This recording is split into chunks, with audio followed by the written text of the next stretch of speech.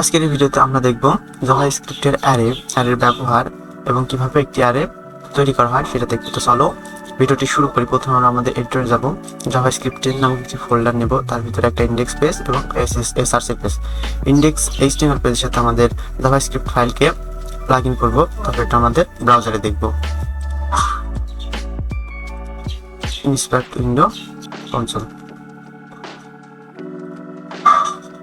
আচ্ছা, জাভাস্ক্রিপ্টের অ্যারে কি? অ্যারে হলো একটি বিশেষ ধরনের ভেরিয়েবল যার ভিতরে আমরা মাল্টিপল ডাটা স্টোর করতে পারি। আমরা সেই ডাটা যে কোনো রকমের ডাটা স্টোর করতে পারি।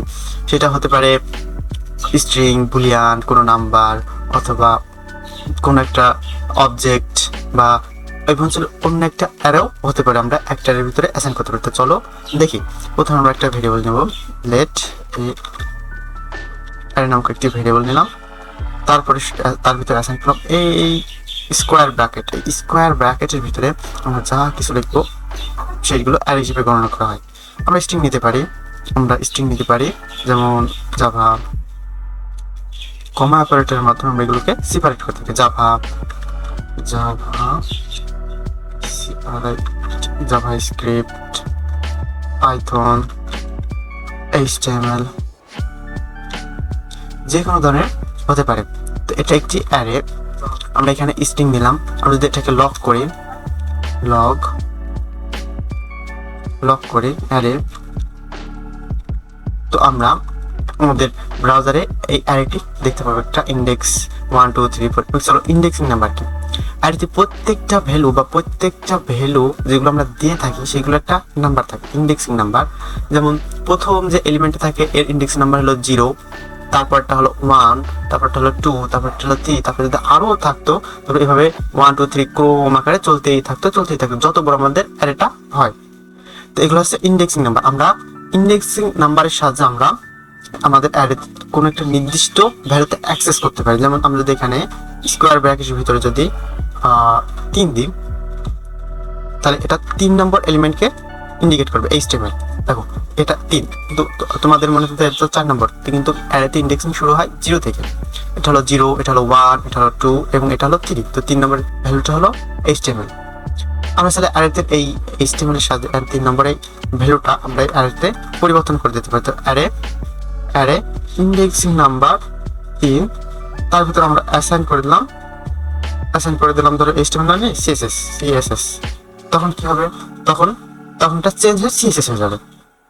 তো আমরা কোনো একটা ভ্যালু অ্যারের ভিতরে যে ভ্যালুটা আছে সেই ভ্যালুটা আমরা চেঞ্জও করে দিতে পারি। তো আশা করি বুঝছো যে ইন্ডেক্সিং কিভাবে করে। আমরা এইভাবে একটি অ্যারে নিতে পারি। আমরা স্যার অন্যভাবে আরেকটি অ্যারে নিতে পারি। যেমন আমরা লেট অ্যারে টু সমান আমরা আরেকটা অ্যারে আমরা নিউ অ্যারে কনস্ট্রাক্টরের মাধ্যমে আমরা একটি অ্যারে নিতে পারতাম অ্যারে, এবং এর ভিতরে আমরা অ্যাপেল, বানানা, ম্যাঙ্গো। যদি আমরা অ্যারে 2 করি, তো আমরা ঠিক এই অ্যারেটি দেখতে পাবো। ও সরি, এখানে একটু ভুল আছে। এই অ্যারেটা মেবি বড় হাতের হবে। অ্যারেটি বড় হাতের হবে। তো এখানে হবে অ্যাপেল, বানানা, ম্যাঙ্গো। এটা একটা অ্যারে। তো অ্যারে আমরা এই দুইভাবে বের করতে পারি, এবং আমরা চাইলে অ্যারের কোনো একটা নির্দিষ্ট প্রপার্টিজ চেঞ্জ করতে পারি, তাতে ব্যবহার করতে পারি, এবং আমরা চাইলে অ্যারের উপর কিছু ফাংশনও অ্যাপ্লাই করতে পারি। তো চলো অ্যারের উপর কিছু ফাংশন আমরা দেখি।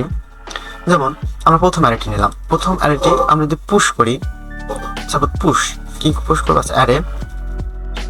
আমরা অ্যারের উপর যদি পুশ করি, পুশ হলো ধাক্কা দেয়। পুশ মানে কি? ধাক্কা দেয়। এটা কি করবে? আমাদের এই অ্যারের সর্বশেষে একটা নতুন এলিমেন্টকে ধাক্কা দিয়ে অ্যারেতে ইনসার্ট করবে বা যোগ করবে। আমরা দিলাম C#। তো আমরা যদি অ্যারেটাকে এখন প্রিন্ট করি, তো কি দেখবো নতুন C# নামক একটি এলিমেন্ট আমাদের অ্যারেতে যোগ হয়েছে, কারণ এটা পুশ হয়েছে। এবং আমরা যদি এবার পপ করি তাহলে কি হবে? অ্যারেটা পপ করি তাহলে কি হবে? তাহলে আমাদের যে শেষের যে এলিমেন্টটি সেটা আবার ধাক্কা দিয়ে বের করতে হবে। পপ মানে কি? অ্যারে থেকে সর্বশেষের যে এলিমেন্টটা থাকবে সেটা বাদ দেওয়া। আর পুশ মানে কি? পুশ মানে নতুন একটা এলিমেন্ট যোগ করা। তো আমরা পুশ দেখলাম এবং আমরা পপ দেখলাম। চলো এবার শিফট এবং আনশিফট দেখি। শিফট কি এবং আনশিফট কি? শিফট আছে প্রথম অ্যারের প্রথম যে এলিমেন্টটা ওটা বাদ দিবে। আমরা অ্যারে ডট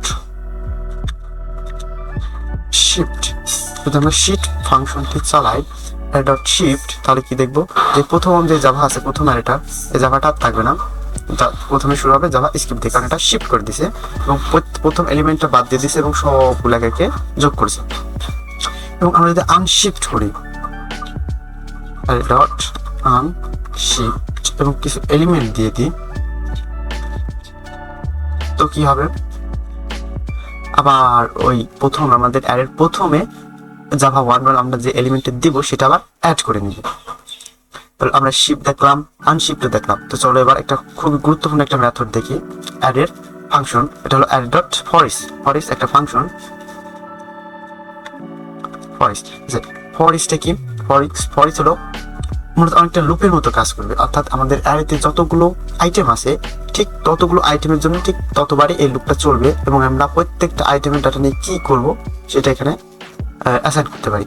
আমরা অ্যারে একটা কলব্যাক ফাংশন নেবে। কলব্যাক ফাংশন কি? আমরা অর্থাৎ এই প্যারেন্থেসিসের ভিতর আরেকটা ফাংশন আমরা ডিক্লেয়ার করতে পারি। তো এটা প্রথমে যেটা নেয় সেটা হলো ভ্যালু নেয়। আমরা একটা কলব্যাক ফাংশন লিখি, যেমন ভ্যালু, প্রথমে রাখবো আইটেম আর index, assign callback function, hello callback function। আচ্ছা আমরা লক করলাম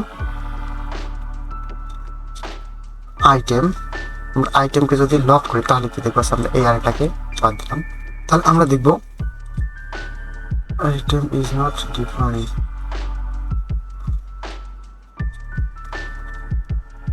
তো প্রথমে এটা আমরা ব্র্যাকেটের ভিতরে রাখলাম এবং আমরা এখানে একটা কলব্যাক ফাংশন নিলাম।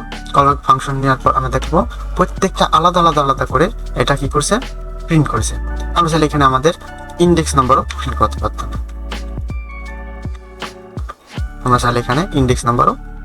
পারতাম। সাথে সাথে।